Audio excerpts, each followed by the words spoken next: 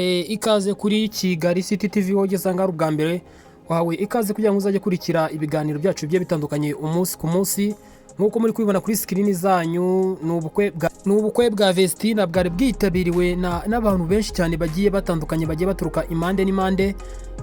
Ubu bukwe nkuko mwagiye mubona ku mbuga nkoranyambaga zigiye zitandukanye, ni ikintu cyiza cyagiye kigaragaramo yuko umuco nyarwanda wo gushyigikira bagenzi bacu hari ikintu cyiza gikomeje kugenda kikiza muri iri terambere ryacu. Rero ubukwe bwa Vestine hagiye hagaragaramo abastari bagiye batandukanye bagiye baturuka impande n'impande. Mwagiye mubona ku mashusho witwa Chris Easy yari ahari, abasore nka ba Kiramani bari bahari yazanye na madamu, witwa Miki yari ahari, Zirari Mbonyi muramuzi n'umuhanzi ukomeye cyane muri iki gihugu cy'u Rwanda guhimbaza indirimbo z'Imana, nawe nyine akora umwuga umwe na Vestine na Dorokasi bari baje gushyigikira. Rero uwitwa Vestine mu bukwe yarafitanye n'uwitwa Idrissa Ogodrago, ni umugabo w'umunyaburkina be cyangwa se umunyaburkina Faso. Hari byinshi byagiye bivugwa muri ubu bukwe bwa Vestine. Hari abantu benshi mutayimuzi papa Vestine, mwagiye mumubona bashiki be bakuru be, urumva ko basaza be, urumva ko nyine ni ubukwe bwitabiriye n'ingero zose kandi n'ubukwe bwagenze neza. Uwo witwa M Irene yagiye navuga amagambo akomeye aho yageze kwemerera inka Vestine na witwa Idrissa Ogodrago kugira ngo bazubake urugo rwiza kandi abantu benshi bagiye babashyigikira. Ni byinshi rero byagiye bivugwa kuri ubu bukwe, ariko indi nkuru isohotse kano kanya nuko uwitwa Vestine rwose witwa Dorokasi, M Irene na Chris Easy ndetse n'indi famiye yabo bagiye guhemba uwitwa Vestine mu rugo. Ubu tuvugana rwose bakaba bagiye kumuhemba nk'umukobwa witwaye neza, nk'umukobwa utarigeze usebya MIE paya. Witwa Irene Murindahabi yanabigarutseho aho yarafashe ijambo avuga ngo harimo ashimira ababafashije kuba batera imbere cyangwa se kuba bakora imiziki yabo ikaba yakundwa ikagera ku rwego rwo hejuru. Ashimira Vestine ukuntu atigeze amusebya, akaba yaramubereye umukobwa mwiza. Hari benshi ngo bagiye babateraho ibitero byinshi cyane kugira ngo babatandukanye, ariko kubera gukora cyane no kwihangana baje kugera ku nombero bifuzaga.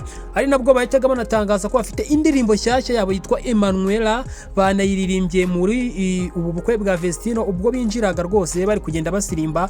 Urumva ko ni ibintu byiza, banateguza indirimbo nshyashya yabo yitwa Emanuela, kandi ni indirimbo nziza cyane iryoheye amatwi, iri mu rurimi rw'icyongereza ndetse n'igiswahili. Muri nk'abantu muheruka kubona iyi ndirimbo yasohotse yitwa Yebo, ifite miliyoni 11 mu mezi 3, ibintu bitari byarigeze bikorwa n'undi wari we wese usibye Zirari Mbonyi waciye ako gahigo. Ariko uyu mwana cyangwa se aba bana Vestine na Dorokasi ari kugenda bakundwa n'abantu benshi cyane bagiye batandukanye, bari kugenda babashimira ukuntu bagiye bakora neza, bakagenda bafasha abantu, bakagenda baha experience abantu bagiye batandukanye bakunda umuziki nyarwanda, kandi bumva ko ni ibintu byagiye bisimisha ingero zose. M Irene yongeye agaruka kuri Vestine na Idrissa aravuga ati njyewe mbemereye inka, ni ibintu niyemeje ngo muzamurebe, niko yavuze iryo jambo rye, ngo bazamurebe rwose banoze iby'ibi bintu kugira ngo bamuhe iyo nka. Rero iyo nka witwa Vestine n'uwitwa Idrissa Ogodrago barayitegereje. Ariko indi breaking news ni uko bashoje ubukwe batabajya mu gitaramo. Ni igitaramo cyagenze neza cyane. Uwitwa Vestine na Dorokasi baje bambaye bitunguranye imyenda idasanzwe, uburyo Vestine ari kumwe n'umugabo we yasigenda arahindura kugira ngo baze bataramire abantu bagiye batandukanye. Ubukwe bwiza cyane bwari bwitabiriwe n'abantu benshi baturutse impande n'impande. Uwitwa M Irene hari amakuru yari yasohotse avuga ko nta munyamakuru n'umwe wemerewe kuza kuba yafata video, ariko M Irene yabishyizeho mucyo habe n'umuntu n'umwe yigeze abuza kuba yafata video. Nk'ubu ngubu kano kanya turi kuvugana hari video ejo nari nafashe ndiyo, umuntu mugende muzirebe, ni video zigaragara neza. Uwitwa M Irene nta kibazo nigeze ngirana nawe, ndafashe video akahami ntacyo nigeze ambwira ngo wiza gufata video hano. Ariko amakuru yagiye asohoka nuko yavugaga ko uwitwa M Irene nta munyamakuru n'umwe yemereye kuba yaza gufata video, kandi abanyamakuru bari benshi urebye ibitangazamakuru nka Isimbi TV, Sampo TV show yari hari ibinyamakuru byinshi bitandukanye, Diskrema, 3D TV, urumva ko hari ibinyamakuru byinshi. Ariko uwitwa M Irene Murindahabi ntabwo yigeze abuza umunyamakuru wari wese kuba yafata video. inshuti nyinshi cyane zaje kwitabira buno bukwe bwa Vestine. Uwitwa Dorcas yagize icyo avuga kuri mukuru we Vestine, amubwira ngo uzagira urugo rwiza kandi uzite ku mugabo, umwana wacu mu bana bacu bose twabyaye nta numwe wigeze ugaruka mu rugo, rero uzagende utubere umwana mwiza, uzubaka urugo rwawe neza, ntuzadusebye. Vestine nawe mu kwikiriza bati mwumura murumuna wanjye, anizeza ko inshuti ze n'abavandimwe yuko azakora cyane kurushaho ubwo agiye no kubaka urugo n'inshingano kandi zikaba zigiye kuba zakwiyongera. Rero urumva ko ni ibintu byagiye biranga ubu bukwe, harimo udushya tugiye dutandukanye, harimo imbyino z'abanya Burkina Faso nabonye bafite terimi nziza cyane zagiye zinakundwa n'abantu benshi bari bitabiriye ubwo bukwe. Amakuru yandi yari arimo nuko harimo icyo kunywa, nta muntu wigeze utumirwa ngo abure icyo kunywa, n'utari watumiwe yaraje ava kandi yishimye anezerewe, yakirwa mu buryo bwiza cyane. Ni ibintu nyine bigaragara ko iyi industry irimo amafaranga. Niba umukobwa nk'ubu Vestine aje ubundi akamara imyaka nk'itatu cyangwa 5 akaza agakora ubukwe bumeze gutya, ni ubukwe bwagiye bushimisha abantu benshi kandi yanesheje abantu benshi cyane. Abantu bakomeje kugenda bamwifuriza urugo rwiza, urugo ruhire, azakore neza, bigende neza. Urumva ko itariki ya 5 z'ukwezi kwa 7 ni itariki itazava Vestine mu mutwe, kandi ni itariki Vestine atazigera yibagirwa, kuko ngo niwe munsi w'amateka, niwe munsi yanditse mu bitabo avuga ngo Imana ihabwa icyubahiro. Hari benshi baduteyeho ibitero bashakaga ko tutazatera imbere tukagumya Musanze, kandi Imana yaje kudukura mu karere ka Musanze ituzana mu mujyi wa Kigali bitewe no gukora kwacu cyane.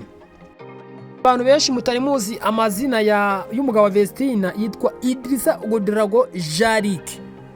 Urumva ko hari abantu benshi mutari muzi izina Jarike. Hari abantu benshi mwari mutegereje ubukwe bwa Vestine buzagenda gute. Abantu benshi bari bafite amatsiko yo kureba ubukwe bwa Vestine na Idrissa.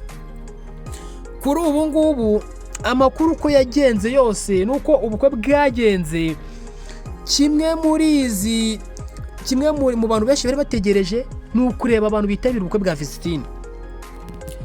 Abantu benshi bakavuga ati ese Vestine ko yiheneye kuri ADPR mu rusengero biri bugende gute? Abantu benshi bari bafite amatsiko, ariko kandi hari n'amakuru mfite ko abantu bo muri ADPR ari ukuntu bafite umujinya, abantu bagiye basengana kuko ntabwo yigeze abatumira. Hari ukuntu nyine bitameze neza bitewe n'ukuntu amagambo agenda ahererekanya. Donc nyine wumve ngo bari kuvuga byinshi bigiye bitandukanye. Impamvu n'ubu bukwe hari impamvu bwari bwakerereweho gatoya, nuko uwitwa Idrissa Ogodrago kuva mu gihugu cya Burkina Faso ibintu bijyanye na visa byari byabanje kugorana. Ku ruhande rwa Idrissa, bamwe mu bantu nabashije kubona bitabiriye ubu bukwe bwiwe, umuryango we bari baje, mushiki we naramubonye yari yaje, na mukuru we wari wambaye ingofero y'umutuku, ndetse n'inshuti ziwe zari zaje gushyigikira uwitwa Idrissa Ogodrago. N'uwitwa nyina wabo nawe yari ahari muri ubu bukwe, kuko Vestine bageze igihe cyo gutanga impano. Kwa kundi abantu bahaguruka agahura na ba nyina babo, muramukazi we nyine ugasanga nyine niyo wakira impano. Nyine bagerageje buri kimwe cyose kugira ngo baze bashyigikire umwana wabo mu bukwe. Ntabwo byari byoroshye, ariko byanga byakunda Idrissa yerekanye Vestine mu shusho nziza, kandi anavuga ko azerekana Vestine mu gihugu cya Burkina Faso.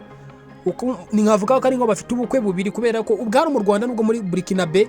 Bivuga ko uwitwa Idrissa Ogodrago azerekana Vestine mu gihugu cya Burkina Faso. Kwe bwagiye bwitabirwa n'ibyamamare bigiye bitandukanye, uwitwa Anita Pendo, Chris Izi, Niyo Bosco, Israel Mbonyi, uwitwa Kiramani, Nyambo Jessica, uwitwa nabonyemo n'abakimenyi. Ni ubukwe nyine bwitabiriwe ku rwego rwo hejuru cyane, ku buryo wabonaga ko abantu benshi bari bahari, bari bishimiye ubukwe.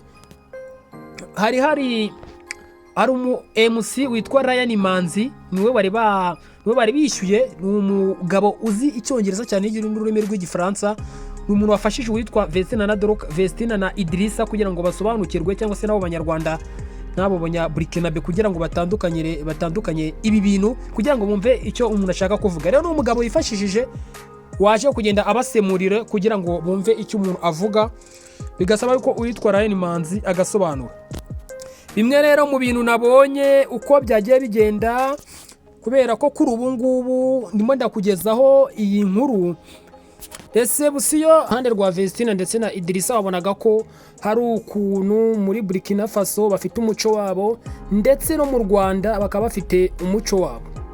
Wabonaga ko mu bukwe nyine hari ibintu bari kugenda batari guhuza, ukabona umuntu araje amwatsa ururabo undi ararumuhaye, ukabona imbyino, ukabona ibintu by'imeta wapi, nyine ukumva ni ibintu byumvikana kuba abantu byaba byabacanze mu bukwe nyine no kuyambirane, ukareba ukanza bakarebana. Ni ibintu byinshi byagiye bigaragara muri ubu bukwe bwa Vestine rwose na Idrissa. Muri dote rero byaje kugenda bikemuka nubwo byabanje kugorana mu kuntu, kubera ibintu bijyanye no bikora ibintu byinshi badahuje imico muri Burkina Faso hari uko babikora, ndetse no mu gihugu cy'u Rwanda hari uko babikora. So rero Vestine yasaga neza nk'uko uri kugenda ubireba kuri iyo screen, umugabo we Dorokasi Irene basaga neza cyane, ni ibintu bigaragara mu mukenyero, ariko kandi yaragaragiwe n'abandi bakobwa beza bari bamwegereye, bari bameze neza. Ariko kandi na Vestine abantu benshi bagiye bavuga ni umwadeperi ibintu biki, ariko nawe wabonaga ko yasokoresheje umusatsi we. Abantu benshi basi bavuga ati kuba yakoresheje abana bameze kimwe, bashokoresheje bafite imisatsi imeze kimwe nk'iyiwe, nawe akaba yashokoresheje, bakavuga bati Vestine ntabwo ari buze gusizeranira muri adeperi. Kandi byose niho byabereye, ku mpande zombi bari bakeye, bari bameze neza. Ariko kandi tukaza kuza kuri ibi byamamare byari byitabiriye imbuga hano mu bukwe bwiwe, umwe mu bari ingirakamaro mu bukwe bwiwe Irene Murindahabi. Ubwo Vestine yahaga impano uyu Irene Murindahabi, yafashwe n'amarangamutima, amarira ashoka ku maso. Birumvikana bamaranye imyaka myinshi, yaramufashije mu rugendo rwa muzika, yakoze byinshi, hari byinshi baziranyeho, utuntu twishi baziranyeho, byinshi bagiye bahura nabyo muri uru rugendo rwa muzika, mu bintu byinshi cyane bigiye bitandukanye muri iyi myaka ishize 5-6. Urumva bafitanye byinshi baziranyeho. Rero Vestine yahereje impano witwa Murindahabi Irene, amarira aramanuka, amarira arashoka. Ariko bamwe mu bari bahawe iyo mpano harimo uwitwa Kirisi Izi, nawe yahawe impano ikomeye cyane n'uyu mukobwa Ishimwe Vestine. Urumva ko ni umuntu ubafasha muri video, ni umuntu ubafasha gukora mu mavideo yabo agiye atandukanye. Urumva ko ni ibintu byiza kandi ni ibintu bishimishije byagiye bishimisha impande n'impande. Rero ngewe nayo makuru nari mbafitiye y'ubu bukwe bwa Vestine uko bwagenze. Ni ubukwe bwagenze neza cyane 100%, kandi ni ubukwe bwanejeje abantu benshi, baranyweye barariye, buri wese yavuye muri buriya bukwe bwa Vestine yishimye kandi ananezerewe. Ngewe rero nari Hitinyose Mbaboyingi, akaba ari Kigali City TV. Reka mbabwire ngo ciao ciao, ngenda bakunda, Imana ibarinde.